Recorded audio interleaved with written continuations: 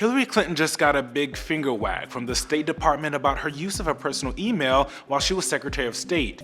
In a report leaked Wednesday, the Inspector General says she failed to get approval to use a private server. That part isn't a big surprise. Clinton has already said she never asked anyone for permission. There was no permission to be asked. It had been done by my predecessors. It was permitted. I didn't have to ask anyone. And the State Department seems to sort of agree with Clinton. A spokesman said Wednesday, "While not necessarily encouraged, there was no prohibition on using personal email." But the real focus of the new report is on Clinton's compliance with public record laws. The investigation was requested by current Secretary of State John Kerry and looked at record-keeping policies and practices at the State Department. Kerry and the most recent Secretaries of State, except Clinton, all agreed to be interviewed for the investigation. The IG says Clinton should have surrendered all emails dealing with department business before leaving government service. That's the compliance issue. Clinton eventually handed over emails, but that was almost 2 years after leaving office, which mitigated that issue.